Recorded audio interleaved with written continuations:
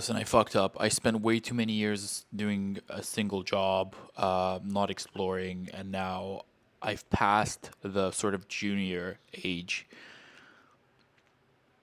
I was in a really good position at the beginning of my career, and then I got comfortable and I stayed for too long. And I would be willing now to restart, to go back down to junior roles in a different career that I want to do. I've tried applying to roles in that career at my current like seniority level. But the problem is I haven't got the experience in it for them to take me on. Like they'll want somebody to come in and hit the ground running. So I haven't got the experience level, but I also so my plan was to have a really good resume and to humble myself and to say, I'm willing to be treated as a white belt, be treated as a junior, as a fresh graduate, and just take me from scratch. I'll take the pay that you give your juniors. I really want to do this. I thought that was an asset. I thought me saying I'm willing to take a pay cut in order to do this, that's how bad I want it. I thought that was going to be an asset. But talking to Claude last night, I realized it's not that easy. So the career I'm talking about is trading. I'm trying to be a trader, but like an institutional trader, right? Like I've been trading my own accounts for a while, but that's not considered institutional experience, right? Like they're not gonna give you a real like a trading role. Like you'll have to still start from scratch for them to see what you can do. And I actually don't trust myself to be able to trade a bank's or hedge fund's money. Uh, I can trade like my own $1,000 account, but that's it. So I'm trying to do it right. And Claude says, "Oh, you, it's not like just because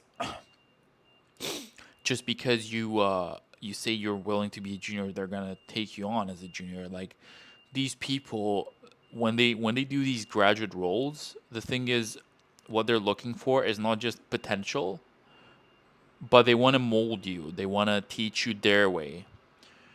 And they're gonna think that, oh, if you made it all the way up to like mid management in a different career, then you're gonna come in and be like combative and be like thinking, oh, I know better. Like, why are we doing it this? So you're gonna talk back, shit like that.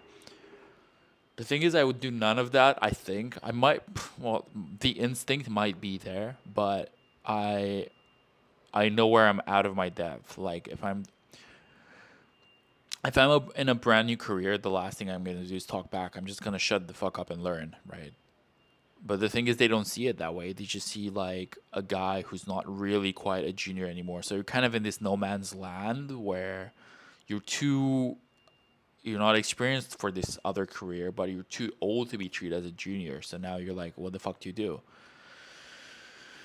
So what I was gonna say is, I actually had the opportunity to take to make a lateral move years ago, but I was too focused on living my life. I'll make another video on that. It's a whole video, but I was too busy trying to be an actor, which was perfect with my current role because I had it handled, so I could do acting outside of work, do gigs outside of work as well. So that was perfect, and it wouldn't have been as possible if I'd become a trader, right? Because then you have to be in the office at like 7 a.m. You have to be on the desk the whole day. There's no like, oh, let me leave for 3 hours, do a gig, and come back. There's none of that. So that would have been like, I would have lost out on that experience. But also, I wanted to date a lot. So those two things kind of held me back in my career, thinking, oh, I'm just putting it off, but the opportunity is still going to be there. Well, it's not. That's why I'm here to tell you. If you've got any big moves to make, by God, make them early because it gets so much harder later on. Like, I was just asking Claude, 4 years ago when the opportunity was given to me to make this move, would I have been able to, like, even applying for junior, like, just to give you an idea of how bad I want this, I'm actually going back to my old university. I still have access on campus, and because it's a good university, it's high ranking. I get to go to the speaker talks from all these hedge fund guys. They're actually recruiting students right off the benches of the university. They're taking them in, training them as junior traders, and I am sat there with them, and I don't feel that much older than them. I do feel like I'm more experienced, more confident. I do feel that difference, but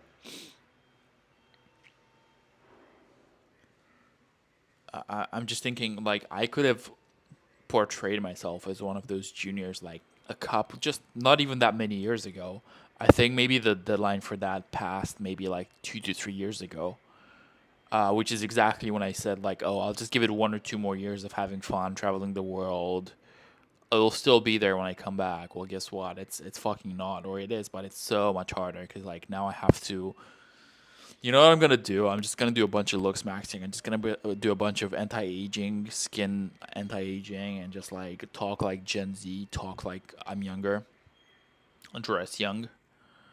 I do look quite young for my age, so I'm just gonna do that. Portray myself as a junior. See if I can minimize my resume, make it look less experienced than I am, and just fucking try and apply. But yeah, man, that's the message here. It's like, do it young. Whatever you're gonna do, bro, do it young. Do it in your early 20s, mid 20s at the very latest. That's when you get to learn, and people will take you on and teach you, hopefully. I mean, in this economy, I don't even know anymore with AI and shit. But that's where people will take you on and teach you and not expect you to know everything, and like be okay if you fuck up. Do it young. All right, see you next one.